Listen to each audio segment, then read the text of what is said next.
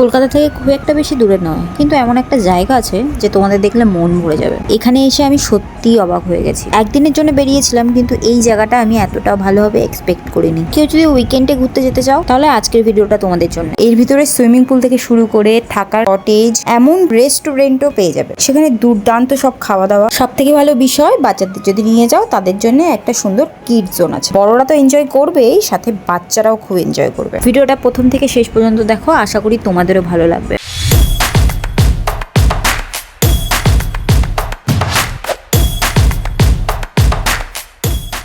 নমস্কার, আমি পিয়ালি আর তোমাদের সবাইকে স্বাগত একটি প্রেম জীবন চ্যানেলে। নতুন জায়গা, নতুন অভিজ্ঞতা আর পরিবারের সঙ্গে কাটানো সুন্দর কিছু মুহূর্ত নিয়ে এই যাত্রা। তো চলো শুরু করা যাক। আজকের দিনটার জন্য আমরা অনেক দিন ধরে অপেক্ষা করছিলাম, তাই সকালটা শুরু হলো একটু তাড়াতাড়ি। প্রথমে আমি একটু ফ্রেশ হয়ে স্কিন কেয়ার করে নিলাম, তারপর নিজে রেডি হয়ে, তারপর আমার ছেলের সবকিছু ঠিকঠাক আছে কিনা একবার চেক করে নিলাম, কারণ বাচ্চা নিয়ে যাচ্ছি। বাচ্চা নিয়ে গেলে সবকিছু প্রস্তুতি নিয়েই যেতে হয়। তারপরে আমি ট্রলিটা নিয়ে গেলাম সোজা নিচে গিয়ে আমার ছেলের ব্রেকফাস্ট করিয়ে নিলাম দুধ আর কর্নফ্লেক্স দিয়ে। ওকে এখনো গরুর দুধ আমি স্টার্ট করিনি, ও এখনো ফর্মুলাই খায়। আর আমি ব্রেকফাস্টে করলাম লুচি, একটা ডিম সিদ্ধ আর তরকারি। এই সকালবেলায় লুচি খেয়েই গাড়িতে ওঠা আমার কাল হয়েছে, কারণ রাস্তায় যেতে যেতে করে দিয়েছিলাম আমি বমি। যাই হোক, সেই কথা আর কি বলবো। তারপরে আমাদের ওইদিকে গাড়িও চলে এসেছিল, আর আমার বর ট্রলিটাকে গাড়িতে নিয়ে যাচ্ছে। আর এদিকে আমি বেরিয়ে যাচ্ছি বলে আমার ছেলে ভাবছিল যে আমি ওকে রেখেই বেরিয়ে যাচ্ছি, তাই ট্যাপ ট্যাপ করে আমার দিকে তাকিয়েছিল, ওর যেটা করে আর। আর আমরা যখন বেরোচ্ছিলাম প্রচুর প্রচুর বৃষ্টি হচ্ছিল, সেই সময়টুকু একটু ধরন ছিল। যাই হোক, আরো একটা কথা বলে রাখি, আজকের ভিডিওটা অনেকটাই বড় হতে চলেছে, তোমরা একটু ধৈর্য ধরে দেখো। তো সবকিছু গুছিয়ে আমরা বেরিয়ে পড়লাম। আর আজকের প্ল্যান ছিল শহরের ব্যস্ততা থেকে একটু দূরে গিয়ে পুরো দিনটা পরিবারের সাথে কাটানো। তো দেখো, গাড়ি চলতে শুরু করলো আর আমার ছেলে চুপচাপ বসেছিল, মানে ও বুঝতেই পারছিল না যে এটা কিসের মধ্যে বসেছে, কারণ ওর এই ফার্স্ট টাইম এই 4 চাকায় বসে যাচ্ছে। তো মাঝে মধ্যে একটু টলে যাচ্ছিল, কারণ ও একটু ঘুম ঘুম পাচ্ছিল। অনেক সকাল সকাল আমি ওকে টেনে তুলেছি, আর যে কারণে আমি আবার ওকে কোলে নিয়ে ঘুম পাড়ানোর চেষ্টা করলাম। আর এদিকে মুষলধারে বৃষ্টি হচ্ছিল, চৌমাথার রাস্তায় তো পুরো হাঁটু সমান জলও জমে গেছিল। আমি আগের একটা ভিডিওতে তোমাদের বলেছি আমাদের এখানে জল জমা কোনো ব্যাপারই না, মানে একটুখানি ব্যাঙে হিসু করে দিলে না তাতেই জল জমেছে। যাই হোক, আমাদের এই বসিরহাটের রাস্তায় দুটো জিনিসের বড্ড প্রবলেম। এক হচ্ছে এই হাঁটু পর্যন্ত জল জমা, আর দ্বিতীয়ত হচ্ছে জ্যাম। মানে কোনো জায়গায় যদি একটু জ্যাম বাঁধে তাহলে তো ধরে রাখো 1 ঘন্টার ব্যাপার। তো যাই হোক, আজকে কপাল ভালো ছিল বলে খুব তাড়াতাড়ি আমরা ছাড়া পেয়ে গেলাম। তারপর রাস্তা দিয়ে ধীরে ধীরে যেতে যেতে চারপাশের দৃশ্যও বদলাতে শুরু করলো। মানে আমরা যত এগোচ্ছিলাম তত দেখলাম বৃষ্টিটা আস্তে আস্তে কোথাও গায়েব হয়ে যাচ্ছে। তোমরা এই ভিডিওতে দেখতেই পাচ্ছ বৃষ্টি একদমই নেই, মনে হচ্ছে হালকা হালকা রোদ উঠছে, মানে যেখানে মেঘ সেখানেই বৃষ্টি, এরকম একটা ব্যাপার। তারপরে একটা চায়ের দোকান থেকে আমার বরমশাই চা খেতে নেমে গেলেন, কারণ ওনার সকাল সকাল 1 কাপ চা না হলে ঠিক দিন শুরু হয়। কিন্তু এটা শুধু বাইরে বেরোলেই প্রযোজ্য, বাড়িতে এটা হয় না। মানে আমার এই 4 বছর বিয়ের হতে যায়, আমি কোনোদিন ওকে বাড়িতে চাই খেতে দেখিনি। যাই হোক, আমার বরের চাটা খাওয়া হয়ে গেলে আবার গাড়ি এগোতে লাগলো। এদিকে আমার ছেলে একটা লম্বা ঘুম দিয়ে ঘুম থেকে উঠে গেছে, আর আমি আমার বরকে বললাম বাইরের কিছু দৃশ্যের ভিডিও নিতে, আর সাথে ও আমাদেরও অ্যাড করে নিল। তারপরে হয়ে গেল ছোট্ট একটা গন্ডগোল, আমরা ভুল রাস্তায় চলে গেছিলাম, সেখানে আরো আধ ঘন্টা মতন আমাদের নষ্ট হল। আরো একটা জিনিস তোমাদের সুবিধার্থে বলে রাখি, আমরা যেখানে যাচ্ছি সেখানকার অনেস্ট রিভিউ আমরা কিন্তু শেয়ার করব, তো সেটা জানতে হলে শেষ পর্যন্ত কিন্তু দেখতেই হবে ভিডিওটা। রাস্তাটা বেশ ভালোই ছিল, মাঝখানে একটু একটু গাড্ডা ছিল, কিন্তু শহরের যে কোলাহল সেইটা থেকে দূরে তো শান্ত শিষ্ট একটা পরিবেশে আমরা ঢুকে পড়েছিলাম, মনেই হচ্ছিল না যে এখান থেকে বাড়ি চলে যাচ্ছে। যাই হোক, ওই দেখো আমাদের রিসোর্টের গেট দেখা যাচ্ছে। তো তোমাদেরকে বলেই দিই, এটা হচ্ছে বনবিথি রিসোর্ট, নামটা দেখলে বুঝতেই পারবে।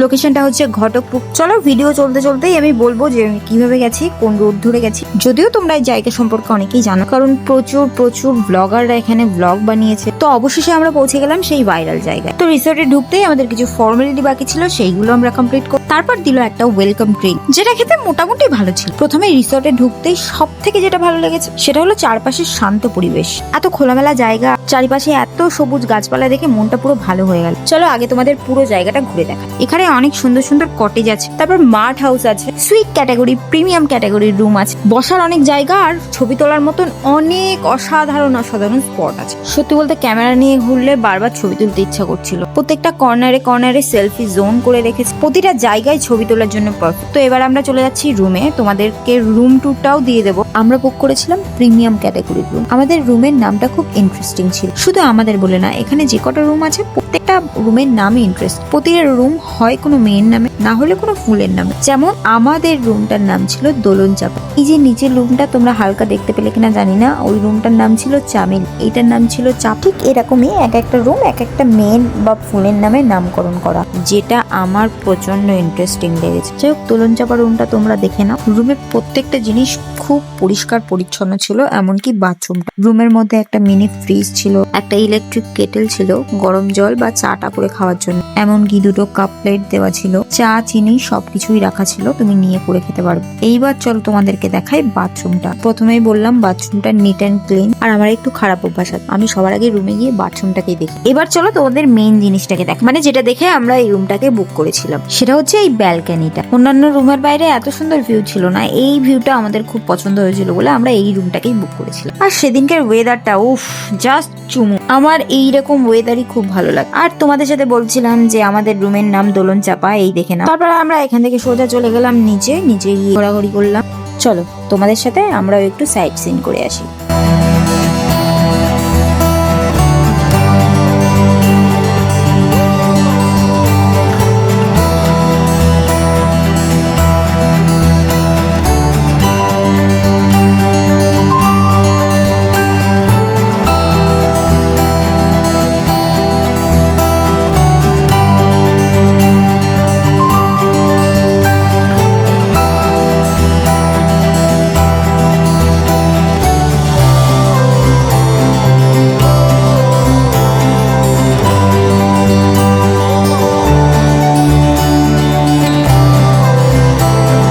তুমি প্রথমেই বলেছিলাম সুইট ক্যাটাগরি, প্রিমিয়াম ক্যাটাগরি আর মার্ট হাউস আর, তো এইগুলোকে বলে মার্ট হাউস, আর আগে যেগুলো দেখালাম সেগুলো সুইট ক্যাটাগরির রুম। এখানে এসে আমার সব থেকে যেটা ভালো লেগেছে, এই জায়গাটা পরিবারের সাথে সময় কাটানোর জন্য একদম বেস্ট জায়গা।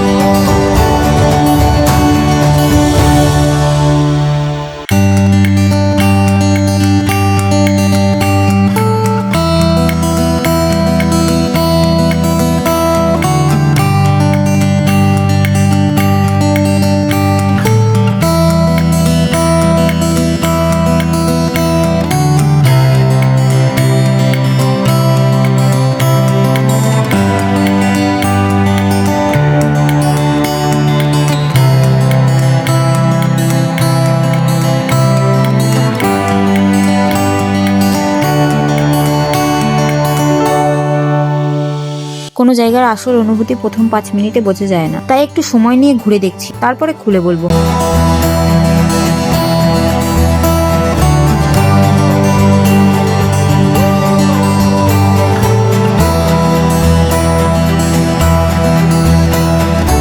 আমরা এখন যে সাইডে যাচ্ছি সেই সাইডে আছে বড় একটা রেস্টুরেন্ট, যেটা আমি বলছিলাম। রেস্টুরেন্টের নাম হচ্ছে বনভোজ, তোমরা দেখতেই পেলে। রেস্টুরেন্টে পরে আমি ঘুরে দেখাবো, আগে আশেপাশের আরো কিছু দৃশ্য আছে সেইগুলো ঘুরে দেখি।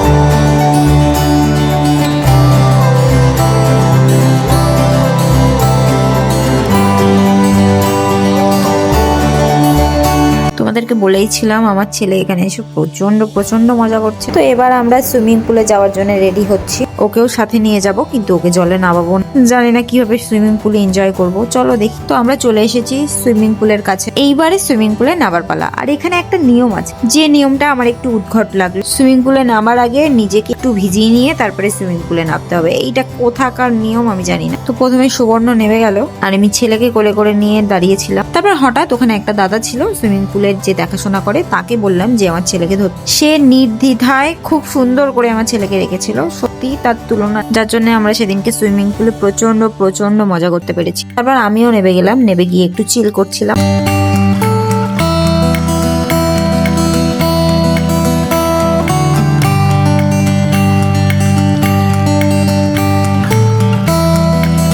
হঠাৎ করে আমার বরের মকটেল খাওয়ার ইচ্ছা হয়, 2 রকম মকটেল অর্ডার দিই। ওটা ছিল পুদিনা আর আমারটা ছিল ম্যাঙ্গো। তোমাদের প্রথমেই বলছিলাম একটা দাদা আমার ছেলেটাকে ধরেছিল, এই সেই দাদাটা। তারপরে ছেলে একটু কান্নাকাটি করছিল বলে আমরা সুইমিং পুল থেকে উঠে এসে ফ্রেশ হয়ে ওকে খাইয়ে চলে গেলাম সোজা আমরা খেতে। চলো তোমাদেরকে দেখাই রেস্টুরেন্ট।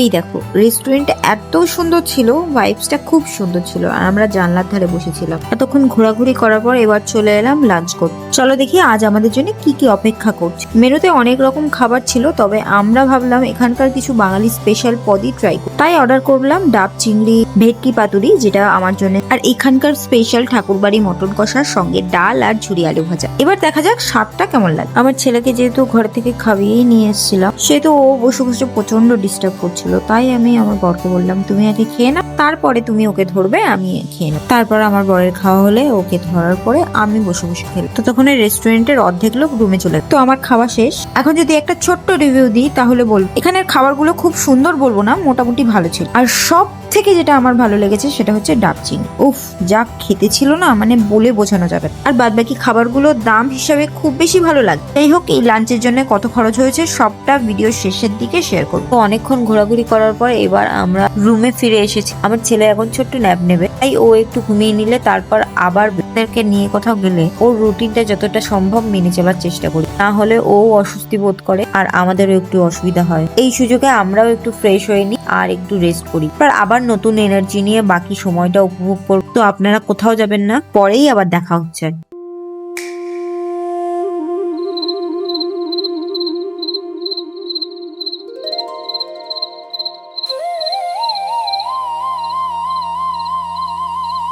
সত্যি বলতে দিনের বেলায় আমরা এত ঘোরাঘুরি করেছি যে কখন সন্ধ্যা হয়ে গেল খেয়ালই করি। রুম থেকে বেরিয়ে দেখি পুরো জায়গাটা ছোট ছোট আলোয় সাজা। তখন মনে হলো দিনের একটা রূপ যেমন আছে, রাতেরও আবার আলাদা একটা সৌন্দর্য আছে। তাই এই সময়টা শুধু ক্যামেরায় রেকর্ড করেই থেমে থাকতে ইচ্ছা করলো না, তোমাদের সাথেও ভাগ করে নিতে ইচ্ছা হলো। অনেক সময় কোনো জায়গার আসল অনুভূতি শুধু দিনের বেলায় নয়, সন্ধ্যার পরও ধরা পড়ে। তো চলুন আর কথা না বাড়িয়ে আজকের এই সুন্দর সন্ধ্যাটা একসাথে উপভোগ করি।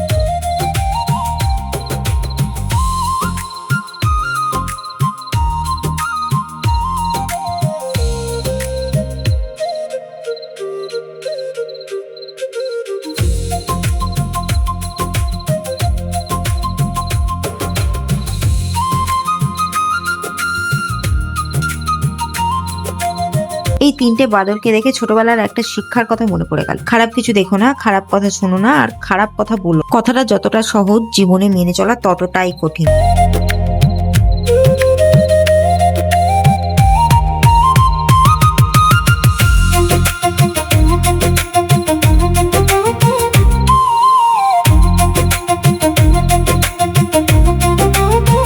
সন্ধ্যার পর আবার পুলের দিকে চলে এলাম। আলো জ্বলে ওঠার পর জায়গাটা সত্যিই বেশ অন্যরকম লাগে। তাই ভাবলাম এই সুন্দর পরিবেশটা শুধু নিজেরাই উপভোগ করবো কেন, তোমাদেরকেও একটু দেখাই। এবার আর কিছুই বলছি না, তোমরাও এই মুহূর্তগুলো উপভোগ করো।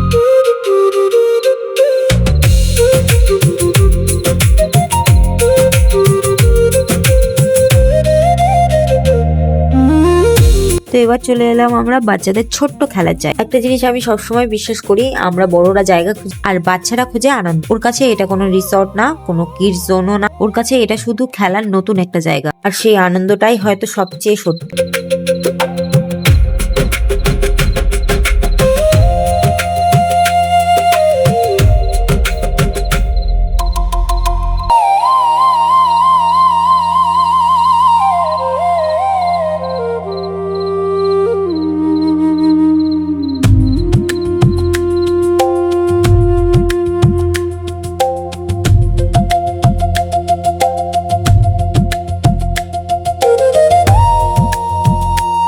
তারপর ওর খেলাধুলো করা হয়ে গেলে ওখান থেকে আবার রুমে এসে ওকে একটু হালকা করে খাইয়ে দিলাম। তারপর আমাদেরও একটু খিদে পেয়েছিল বলে চিকেন পকোড়া অর্ডার করেছিল, সেটাই আমার হাজবেন্ড খাচ্ছিল বলে দেখো ওর থেকে কাড়াকাড়ি শুরু করে দিয়েছিল।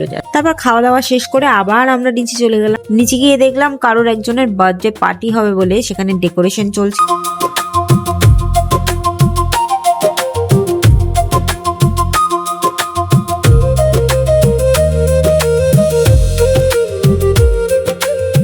আচ্ছা, ঘুরতে ঘুরতে যদি হঠাৎ করে একটু কোল্ড ড্রিঙ্কস খেতে ইচ্ছা করে তাহলে সেটার জন্য আলাদা করে বাইরে যেতে হয়। রিসর্টের ভেতরেই একটা ছোট্ট কর্নার, সেখানে টুকটাক স্ন্যাক্স থেকে শুরু করে চা, কফি, কেক, পেস্ট সব পাওয়া যাচ্ছে। তো আমরা ভাবলাম একটু এনার্জি রিচার্জ করে তারপর আবার ঘোরা শুরু করবো।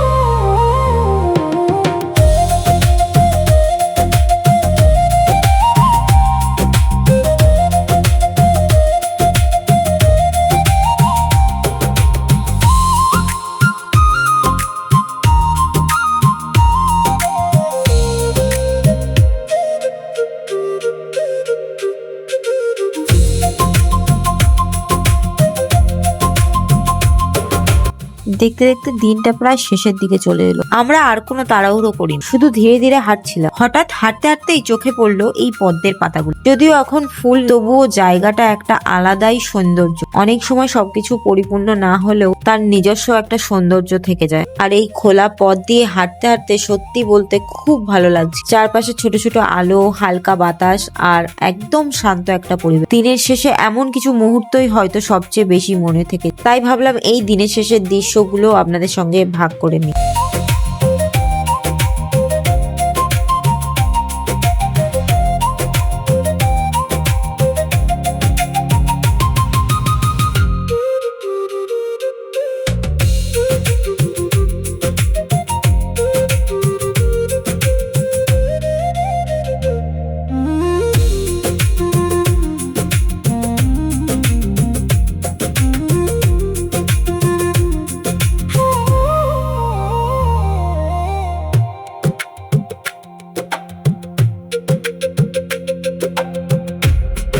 এই মুহূর্তে আমাদের টিমের অবস্থা হলো একজন ঘুমাচ্ছে, একজন খাচ্ছে আর একজন ক্যামেরা নিয়ে ব্যস্ত। তো আমার স্কিন কেয়ারটাও হয়ে এবারে সত্যিই দেরি নয়, ঘুমানোর সময়। সারাদিনের ক্লান্তির পর এই বিশ্রামটা খুব দরকার। তোমরাও নিজেদের খেয়াল রাখবে। তাহলে আজকের মতন গুড নাইট, কাল আবার নতুন দিনের সঙ্গে দেখা। গুড মর্নিং সবাইকে। নতুন আর একটা সকাল শুরু হয়ে গেছে। রাতে ভালোভাবে বিশ্রাম নেওয়ার পর আজ সবাই অনেকটা ফ্রেশ লাগছে। আমি ফ্রেশ হয়ে রেডি হয়ে নেব, এবার যাব ব্রেকফাস্ট করতে। আমাদের রুম বুকিং এর সময় কমপ্লিমেন্টারি ব্রেকফাস্ট ছিল, তাই আলাদা করে বুক করতে হয়। আমি সবসময় মনে করি যদি কোনো রিসর্টে ব্রেকফাস্ট ইনক্লুডেড থাকে তাহলে সেটা একটা বাড়তি সুবিধা, ফলে আর কোথাও খাবার চিন্তা করতে হয় না আর দিনের শুরুটা অনেকটা সহজ হয়ে ওঠে। এবার দেখি আজ ব্রেকফাস্টে কি কি রয়েছে, খাবারের স্বাদ কেমন আর পুরো অভিজ্ঞতা কেমন হয়। তো তোমরাও চলো আমাদের সাথে ব্রেকফাস্ট টেবিলে।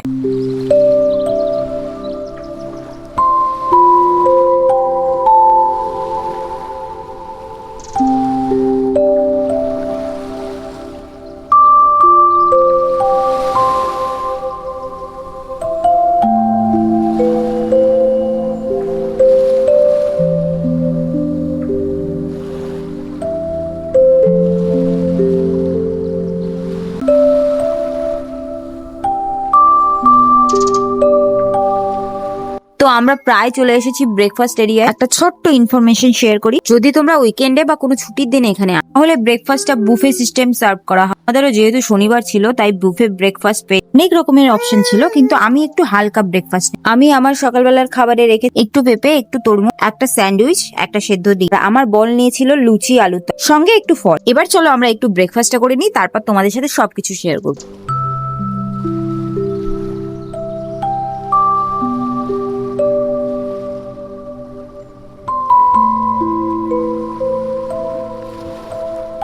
তো যারা এখানে আসতে চাইছে তাদের জন্য ছোট্ট একটা ইনফরমেশন, আমরা বসিরহাট থেকে কিন্তু গাড়ি বুক করি। রুটটা ছিল মালঞ্চ মিনাখা হয়ে ঘটক। রাস্তাগুলো বেশ ভালোই ছিল, তাই আসতে কোনো অসুবিধা হয়। আমাদের পুরো ট্রিপে মানে রুম, লাঞ্চ, ডিনার, ছোটখাটো খরচ মিলিয়ে মোটামুটি 7 থেকে 8,000-এর মতো খরচা হয়েছে। ব্রেকফাস্টে কিন্তু রুমের সাথেই কমপ্লিমেন্টারি ছিল। তো আমাদের আজকের এই ছোট্ট ট্রিপটা এখানেই শেষ। ভিডিওটা যদি ভালো লেগে থাকে তাহলে অবশ্যই একটা লাইক করে দেবে আর কমেন্ট করে জানাবে তোমাদের কেমন লাগে। আমাদের একটি ফ্রেমে জীবন চ্যানেলটিকে সাবস্ক্রাইব করে পাশে থাকতে ভুলো না। দেখা হবে নতুন কোনো ভিডিওতে। সবাই ভালো থাকবে, টাটা।